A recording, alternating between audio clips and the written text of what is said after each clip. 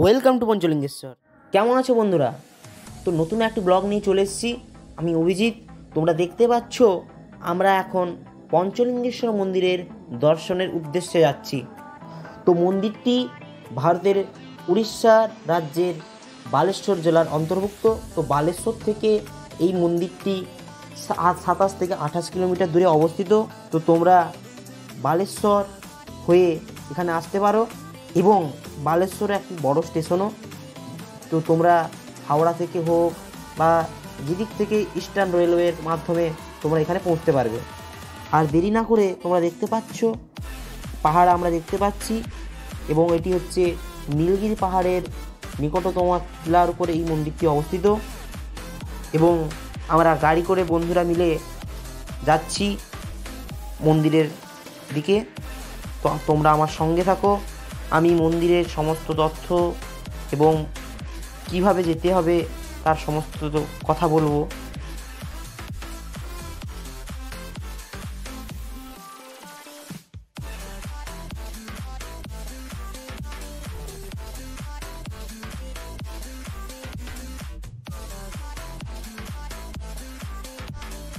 তো পার্কিংয়ের জন্য জায়গা রয়েছে। তোমরা দেখতে পাচ্ছ আমাদের গাড়ি পার্কিংয়ের দিকে যাচ্ছে, যেখানে আমাদের গাড়ি রেখে আমরা মন্দিরের দিকে যাব।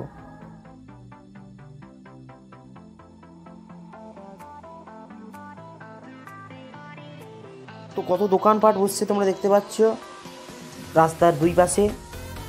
খাবারের দোকানের থেকে শুরু করে তোমরা ফুলের দোকান এবং এই মন্দিরের যে লিঙ্গের ফটো রয়েছে সেসব দোকান, বেনিতি দোকান, কোনো দোকানে বাদ পাবে না। মোটামুটি তোমরা দেখতে থাকো।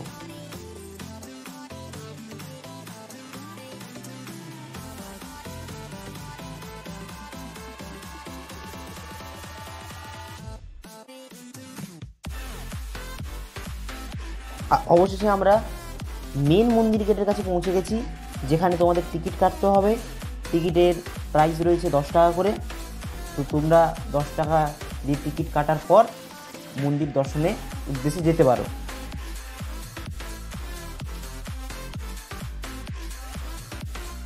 মন্দিরটিকে দর্শন করাতে আমাদের স্যার প্রভাস প্রামাণিক উনি নিয়ে এসছেন।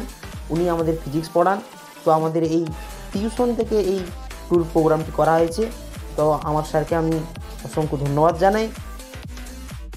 খুবই আনন্দিত লাগছে এই মন্দিরটি দর্শন করতে এসে। তো শুধু আমি নয়, আমার স্যারেরাও এসছেন এবং এটি একটি তো ট্যুর। তো অবশ্যই আমাদের এই ট্যুরে 26 থেকে 27 জন রয়েছে। তো তোমরা দেখতে পাচ্ছ আমাদের বন্ধুরা সামনের দিকে এগিয়ে চলেছে।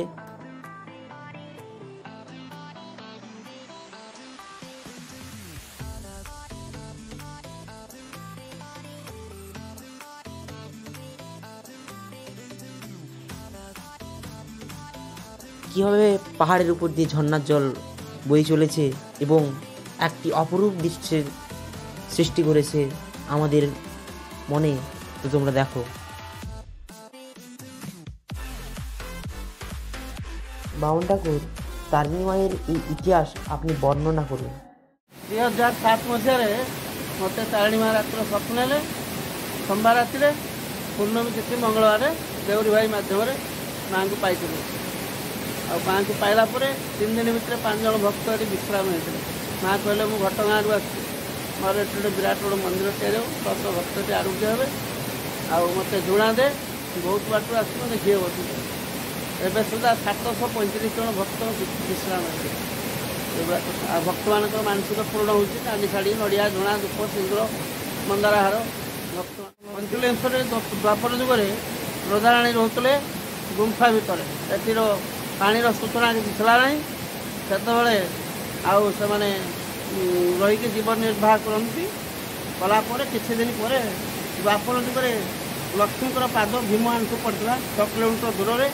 ସେଠି ପାଣି ବାହାରିଲା। ସେଠି ପଞ୍ଚଲିଙ୍ଗେଶ୍ୱର ବାବା ଆବିର୍ଭାବ ହେଇଥିଲେ। ରାଣୀକି ସ୍ୱପ୍ନାଶ ହେଇଥିଲା। ରାଣୀକି ସ୍ୱପ୍ନାଶ ହେଲା ପରେ ସେ କହିଥିଲେ ରଜାଙ୍କୁ, ସେ ନନାଙ୍କୁ ଡାକି ଝିଅ ମୋରେ ପ୍ରତିଷ୍ଠା କରିକି ପାଣି ଛଡ଼ା ହେଇଥିଲା। ଦ୍ୱାପର ଯୁଗରୁ ପୂଜା ଚାଲିଛି ପଞ୍ଚଲିଙ୍ଗେଶ୍ୱର ମହାଦେବ। ବୁଝିଲେ? ରଜାଙ୍କ ନାଁ ହେଲା କିଶୋର ଚନ୍ଦ୍ର ମଦରାଜ ରଜା, রানীর নাম হলো কৌশল।